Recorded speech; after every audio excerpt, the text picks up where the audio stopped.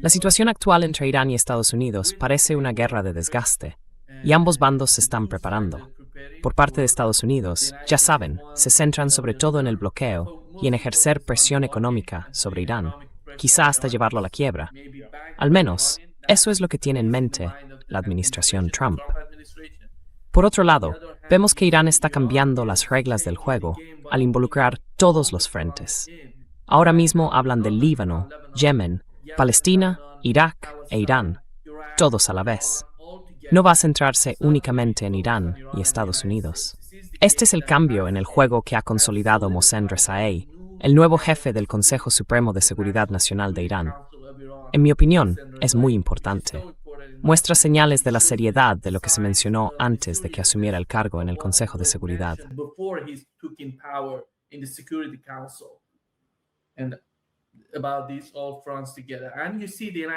Sobre todos estos frentes a la vez. Y se ve que Estados Unidos redobla la apuesta. Estados Unidos no se limita a aceptar cualquier cosa que plantee Irán. Redobla la apuesta. Intentan decir, tuvimos el problema con el Abraham Lincoln. Y acabamos de saber, hace unos instantes, que Estados Unidos va a sustituir al Abraham Lincoln por otro portaaviones, el George Washington, que irá allí a reemplazar al Abraham Lincoln. Esto es lo que está ocurriendo, Pepe. Y sé que has escrito un nuevo artículo, y me lo has enviado. El título es El nuevo gran juego, revisitado. ¿Y qué intentas decir sobre el caos en el que estamos ahora mismo?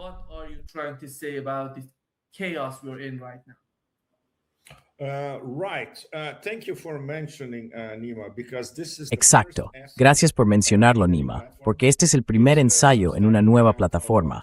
Es la cuenta de Substack de Geopolitics Prime.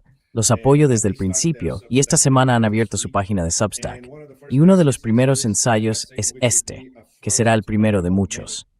Volveré al tema del nuevo gran juego y lo revisaré de nuevo. Es algo que empecé a hacer hace muchos años, cuando todavía estaba vinculado a Asia Times, en Hong Kong. Muchos de mis ensayos largos, especialmente durante la década de 2010, evocaban el nuevo gran juego. En aquel momento trataba sobre todo de, por supuesto, Estados Unidos, Rusia y China, más o menos en segundo plano.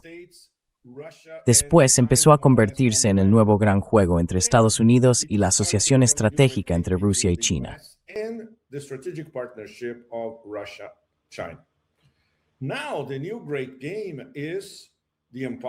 Ahora, el nuevo gran juego es el imperio, una vez más, del caos, las mentiras, el saqueo y la piratería. Se le puede añadir cualquier otro calificativo. Y están los tres estados civilizatorios que impulsan un nuevo sistema de relaciones internacionales y, sobre todo, organizan la integración de Eurasia, Rusia, China y, por supuesto, Irán. E Irán es ahora una fuerza, una potencia. ¿Y quién lo está diciendo realmente, prácticamente anunciándolo como un hecho? Mohsen Rezaei, que ahora es el segundo hombre más importante de Irán en todos los ámbitos. No solo es ahora secretario general del Consejo Supremo de Seguridad Nacional, sino que también es el representante personal del líder, Mojtaba Khamenei. Así que esto lo sitúa ahí arriba, muy cerca del eclipse de sol, allá arriba, con una autoridad inmensa, una experiencia inmensa. De hecho, combatió durante la guerra entre Irán e Irak.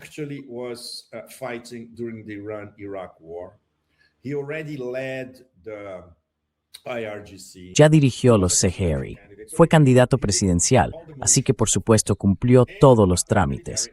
También fue alto asesor militar del líder y ahora su representante personal.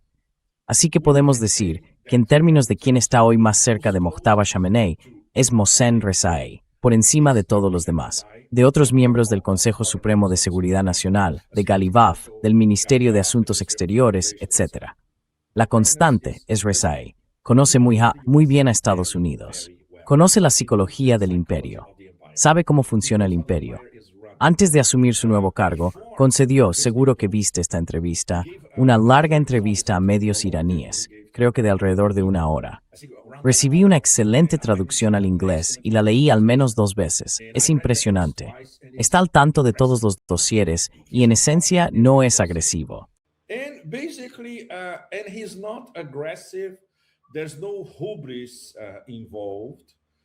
No hay ninguna arrogancia de por medio.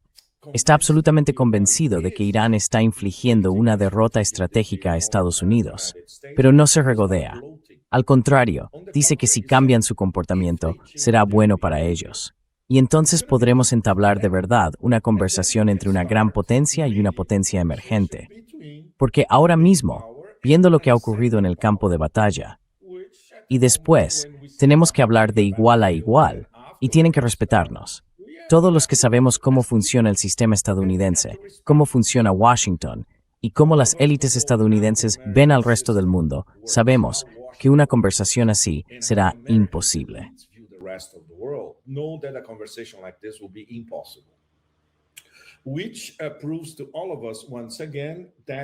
Lo cual nos demuestra a todos, una vez más, que no podrán encontrar una salida a esta guerra iniciada por su actual presidente. Y será perjudicial para sus propios intereses nacionales, por no hablar de sus intereses geopolíticos internacionales. Pero este no es un problema de Irán. Irán sabe exactamente qué hizo, qué tiene que hacer, qué firmó y qué tiene previsto respetar. El memorando de entendimiento, los 14 puntos en su totalidad. Se siente seguro respecto a sus importantísimas relaciones geopolíticas en toda Eurasia, empezando por Rusia, sus muy buenas relaciones con Pakistán, las relaciones que se mantienen, diría yo, en un nivel aceptable con Turquía, y especialmente sus muy buenas relaciones con China. Así que todas estas relaciones tienden a mejorar. Por tanto, confían en sí mismos.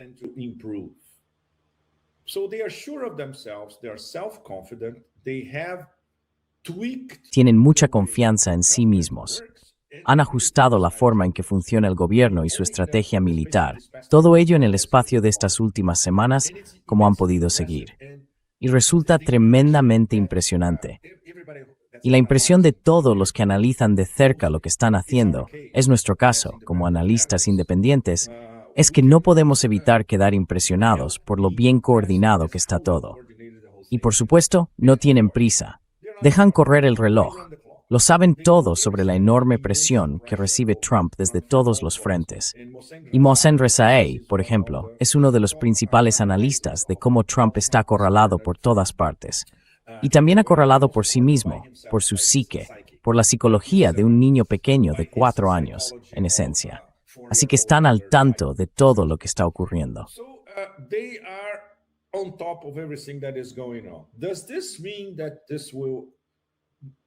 ¿Significa esto que Irán encontrará una salida a la guerra? No necesariamente. Porque como mencionaste al principio, y esto es muy, muy importante, los estadounidenses también retocaron su estrategia.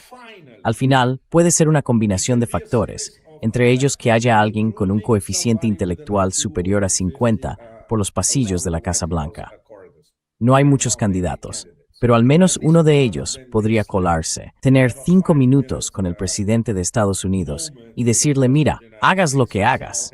Si sigues haciendo lo que haces, vas a estar aún más jodido de lo que ya estás ahora. Así que tienes que cambiar de estrategia. Y este cambio de estrategia es algo que muchos de nosotros ya sospechábamos, que sería la nueva estrategia estadounidense hace aproximadamente un mes, o incluso antes.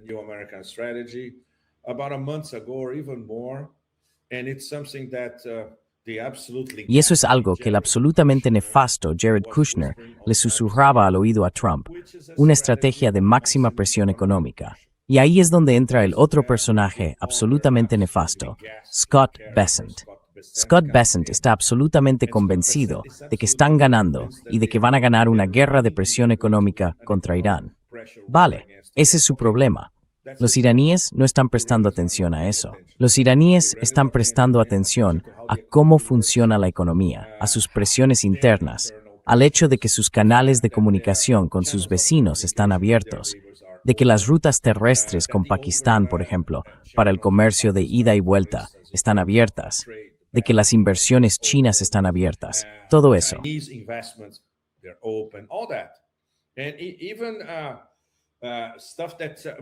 Y también cosas en las que la mayoría de la gente ni siquiera piensa.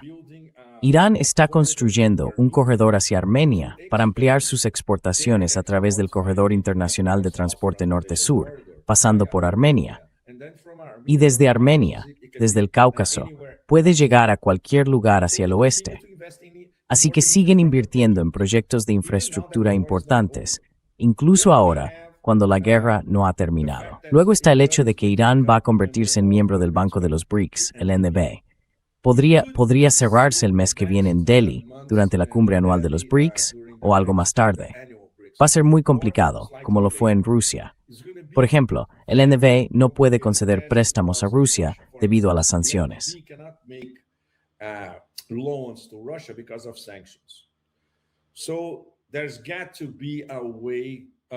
Así que tiene que haber alguna forma de sortear el sistema de sanciones para que Irán pueda financiar proyectos a través del NDB. Pero todo el mundo tendrá que implicarse, empezando por quienes dirigen el NDB. Nuestra amiga, la presidenta Dilma Rousseff, que a veces no es tan eficiente como debería, porque está sometida a enormes limitaciones. Tienen que reevaluar los estatutos del NDB para que pueda funcionar como un banco, como un auténtico banco de desarrollo del sur global, que todavía no lo es, y para que los países del sur global puedan por fin liberarse del Banco Mundial, del FMI, del Banco Mundial, del sistema de Bretton Woods. Este proceso ha empezado, pero va muy despacio. Va a llevar mucho tiempo.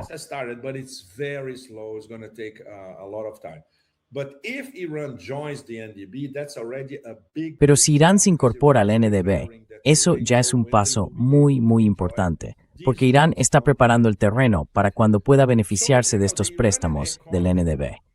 Así que, ya saben, la economía iraní está por supuesto sometida a enormes restricciones. Se enfrenta a problemas graves, inflación, devaluación del rial, lo que quieran. Pero este tren sigue avanzando. No van a ser asfixiados por la presión estadounidense. Pueden ser desestabilizados de vez en cuando por algunas acciones, como hicieron los estadounidenses cuando desestabilizaron el rial el año pasado. Lanzaron un ataque especulativo contra el rial y van a lanzar otros ataques contra el rial. La cuestión es que, si Irán hace muchos negocios con Rusia, China, etc., y deja de lado el dólar para usar otras divisas, puede estar más protegido. Así que ahora estamos viendo un reajuste de todo el tablero de ajedrez.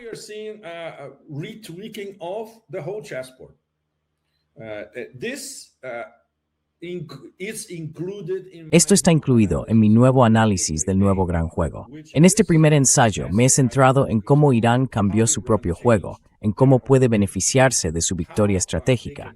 Después tuve que analizar algunos casos concretos. Uno de ellos es el Pacto de la Meca, Arabia Saudí, Pakistán y Turquía. ¿Qué significa realmente? El otro factor importante es Afganistán. Otro factor importante es el Mar Caspio, así que todo está interrelacionado en el centro de Eurasia. En el próximo ensayo, probablemente si lo hago el mes que viene, quiero profundizar más en Rusia, China, Asia Central y el Cáucaso, y en la relación entre Rusia, China, Asia Central y el Cáucaso. En este me centro en las relaciones entre Irán, Turquía, Asia Central y un poco el Cáucaso, pero también llegando hasta Afganistán y Pakistán.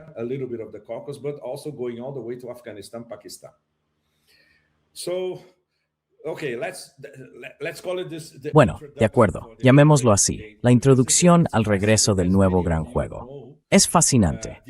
Como muchos de ustedes saben, el gran juego original tuvo lugar a finales del siglo XIX y principios del XX, entre el Imperio Británico y el Imperio Ruso. Terminó sin un resultado concluyente, pero en esencia benefició al Imperio Ruso de entonces. Y ahora, por supuesto, todo gira en torno a los estadounidenses y a los estadounidenses en guerra, durante y después de sufrir dos derrotas estratégicas al mismo tiempo, frente a estos tres estados civilizatorios. La derrota estratégica en Ucrania y la derrota estratégica en Irán. Así que podemos esperar que a partir de ahora, la guerra híbrida, en sus distintas modalidades por parte del imperio, se vuelva aún más feroz de lo que ha sido hasta ahora.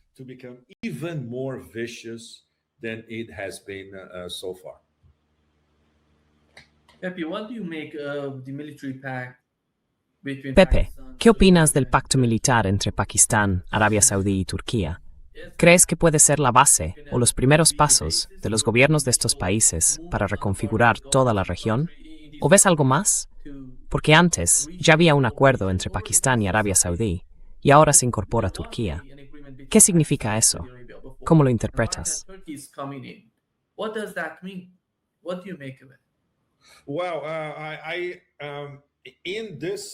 Bueno, en este ensayo planteo algunas hipótesis, y en muchos de los podcasts que he estado haciendo últimamente ocurre lo mismo, porque no tenemos acceso al texto completo, solo tenemos acceso a filtraciones mínimas, y están haciendo hincapié en el tema de la disuasión estratégica o disuasión creíble. Pero esto se centra básicamente en el hecho de que Pakistán es una potencia nuclear, y obviamente se trata de una disuasión seria. Sin embargo, no se dice nada sobre las motivaciones de este acuerdo de la Meca. Si fuera simplemente una cuestión técnica, se habría firmado en Riad. Pero tenemos que prestar muchísima atención al simbolismo de que la firma tenga lugar en la Meca.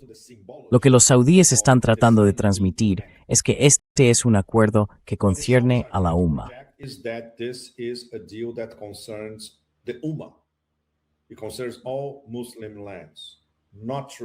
Afecta a todas las tierras musulmanas. No es cierto. Este es un acuerdo que afecta a unos pocos líderes de la Umma, a quienes, en su mayoría, su propio pueblo desprecia. Es una historia completamente distinta. Por ejemplo, habría sido muy pertinente que en la firma de la Meca, algunos líderes de la Umma hubieran hecho un pacto firmado en la Meca para defender Gaza y Palestina. ¿Lo hicieron? Claro que no.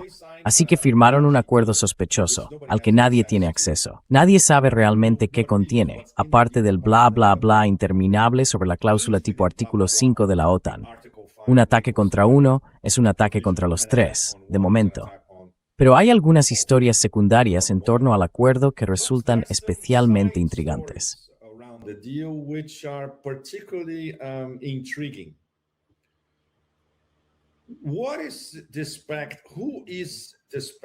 ¿En qué consiste este pacto? ¿Contra quién está diseñado? Hay varias posibilidades, algunas realmente duras.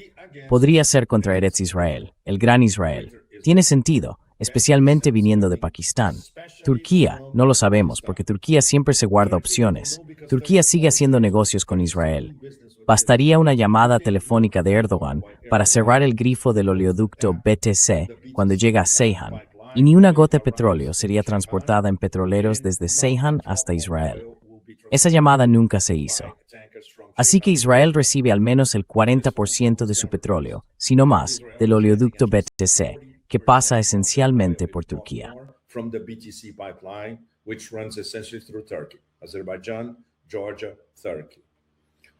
Azerbaiyán, Georgia, Turquía. No olvidemos que Turquía tiene el segundo ejército más grande de la OTAN. De hecho, es el mayor ejército de la OTAN, aparte de Estados Unidos. Esta es una forma mejor de decirlo, y es el flanco oriental de la OTAN, muy importante estratégicamente, con Anatolia limitando directamente con Irán. Así que esto es muy serio. Entonces, ¿un pacto así implicaría a la OTAN si ocurriera algo? Si implica a Turquía, tendría que implicar a la OTAN. Más, no sabemos qué está escrito en el texto. Todo esto, suposiciones. Pero el punto, en su Graham Hollis Goli, mira usted para explicar esto. Leaders of other governments who are looking at this pact and say, what is this about? Is this against us? Does this favor? ¿Esto va contra nosotros? ¿Nos favorece? Nadie lo sabe con certeza. Vale, ¿es un pacto contra Irán? No puede serlo, por varias razones. Una de ellas, Pakistán es mediador entre Irán y Estados Unidos, y se han dejado la piel para presentarse ante los iraníes como mediadores sólidos y dignos de confianza. Y los contactos entre la élite iraní y la élite pakistaní son, ya saben, prácticamente diarios, semanales desde luego, y prácticamente diarios por no hablar de las llamadas telefónicas. Así que no socavarían su posición sumándose a un pacto que fuera contra Irán. Hakan Fidan, el ministro de Exteriores turco, dijo públicamente y consta oficialmente que Ankara llamó antes a Teherán y les dijo, mirad, vamos a firmar esto en la Meca. We're going to sign this thing in Mecca. It has nothing to do with you. And obviously the Iranians will No tiene nada que ver con vosotros. Y obviamente los iraníes les preguntarán a los pakistaníes, de hecho ya se lo están preguntando, vale, ¿de qué va realmente todo esto? Así que esto nos deja ante el papel extremadamente complejo de Arabia Saudí. Esto se firmó en la Meca. MBS le dio mucha importancia. No sabemos nada de las decisiones que se toman en Riad, porque este es uno de los sistemas más opacos del planeta. Nadie sabe lo que ocurre realmente en los pasillos de la casa de Saud. Bueno, quizá algunos detalles, pero sobre todo, nadie sabe lo que pasa por la mente de MBS. Así que quizá, para él, se trate de proyectarse en términos geopolíticos, de estar al tanto de todo y de mostrarse unido a un miembro muy importante de la OTAN y al único país musulmán con armas nucleares.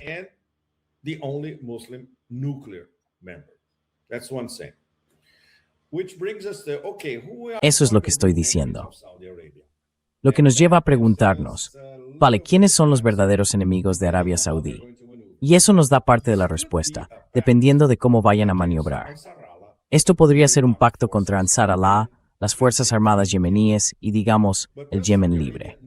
Pero necesita Arabia Saudí a los ejércitos turcos de la OTAN y al poder nuclear pakistaní para luchar contra Ansar Allah y los hutíes. Y aunque los tuviera, marcaría alguna diferencia a la hora de combatir en Yemen. Menos que cero. Y el problema entre Arabia Saudí y Yemen es estrictamente un problema entre Arabia Saudí y Yemen. Es un problema estrictamente entre Riad y Sanaa, que debe resolverse mediante la diplomacia entre ambas partes.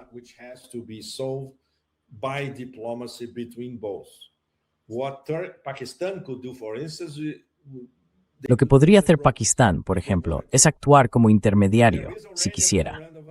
Ya existe un memorando de... Hay que recordar que ya existe un memorando de entendimiento. Recordaréis el MOU, el gato muerto, el gato que se niega a morir, entre Estados Unidos y, bueno, hay uno entre Sanaa y Riad. ¿Y quién lo rompió? Los saudíes. Así que tendrán que respetar su propio MOU, que firmaron con Sanaa, porque les estaban dando una paliza. Por eso tuvieron que firmarlo en 2019. Así que cuando se analizan todos los posibles candidatos contra los que va dirigido este pacto, en realidad no encaja mucho, salvo que en el futuro sea contra el culto a la muerte de Israel. Entonces tendría sentido.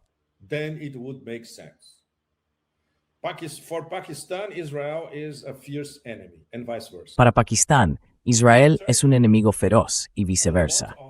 Para Turquía, muchos psicópatas de Israel ya habían anunciado públicamente que el siguiente después de Irán, el próximo enemigo al que combatir sería Turquía. Y Arabia Saudí es complicada porque hay muchas partes implicadas, no solo Turquía y la ocupación de Siria, que es una de las principales cuestiones para Turquía.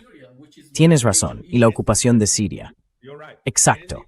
Vamos a llegar a eso por otra vía, que es aún más interesante. Vale, dame un minuto solo para terminar con Arabia Saudí. Hay vínculos muy estrechos entre los sionistas y la Casa de Saud, así que eso es complicado. Y por supuesto, la presión estadounidense sobre la Casa de Saud.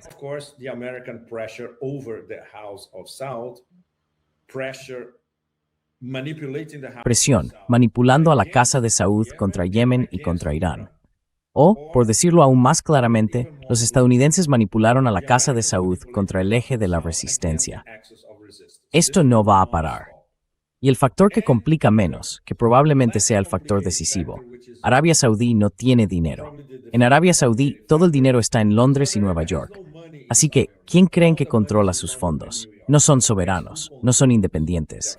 No pueden tomar sus propias decisiones. Por eso siempre están cubriéndose las espaldas. Por eso dijeron que se convertirían en miembros de los BRICS, y todavía no son miembros de los BRICS. Están al otro lado del muro. No dijeron, de acuerdo, nos negamos.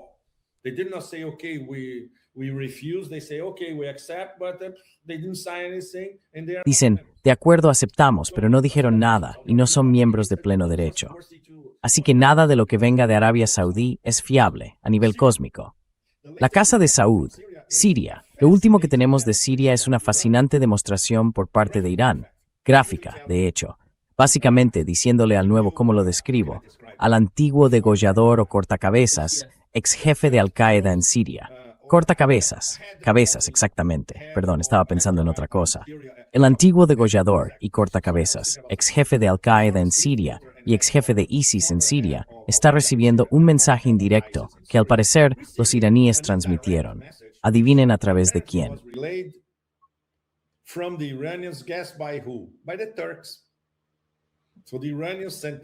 Por los turcos. Así que los iraníes enviaron el mensaje a Turquía. Turquía envió el mensaje a Damasco. Si hacéis algo para interferir en Líbano y vais contra Hezbollah en Líbano, no es que estéis acabados, estáis completamente acabados. Tú también, cortacabezas, en tu lujoso palacio de Damasco. Al parecer recibieron el mensaje. Así que esto significa, una vez más, que hay motivos serios para que una resistencia siria empiece a organizarse desde ahora, con ayuda una vez más de Irán y Hezbollah. Y más pronto que tarde, este actual arreglo en Damasco se derrumbará. De hecho, se derrumbará.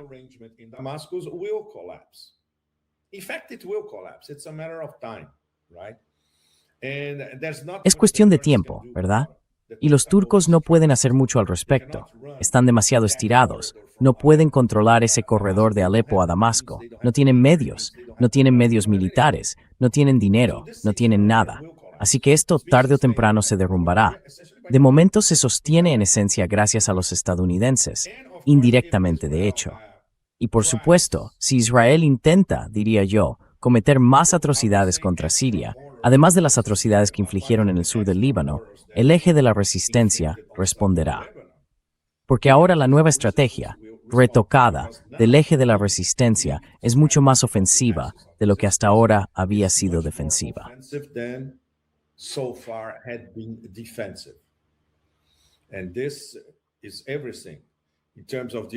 Y esto es todo en lo relativo a la reorganización del gobierno iraní, en lo relativo a, bueno, estos son nuestros amigos en Yemen. Son realmente muy duros. Si te metes con ellos, estás en serios problemas. Y por supuesto, Hashd al-Shaabi en Irak, que fue atacado directamente por la combinación Estados Unidos-Arabia Saudí. Así que habrá una respuesta, o varias respuestas. El eje de la resistencia está movilizado, completamente movilizado. Y este nuevo énfasis iraní en pasar a la ofensiva no se aplica solo a Irán, sino a todo el eje de la resistencia. Así que tenemos los bandos, los dos campos definidos.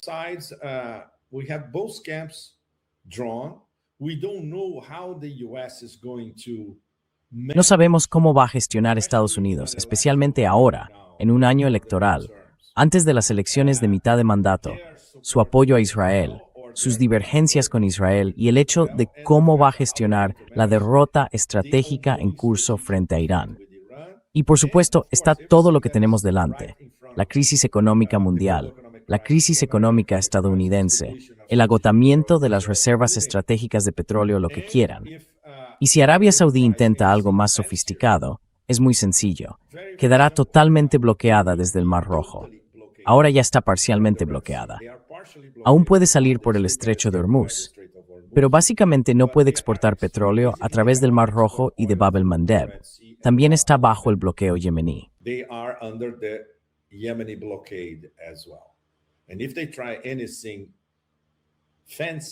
Y si intentan hacer alguna maniobra, los yemeníes ya se lo han dicho. Despídanse del oleoducto este-oeste, despídanse de Yambú y despídanse de sus otros puertos del Mar Rojo. Eso es todo. No podrán exportar ni una gota de petróleo. Y los yemeníes tienen todo lo necesario para hacerlo realidad. Así que, una vez más, así es como el tablero de ajedrez se mueve, literalmente, minuto a minuto, todo el tiempo, y surgen nuevas reconfiguraciones. La más importante, la que está condicionando todo lo que se mueve por el tablero, es esta reorganización en la cúpula del gobierno iraní. Por eso tenemos que prestar atención a cada una de las palabras que salen de Mohsen Rezaei. Tiene una cuenta en X, y su cuenta en X se mueve. Siempre hay algo. And his X account moves. There's always something.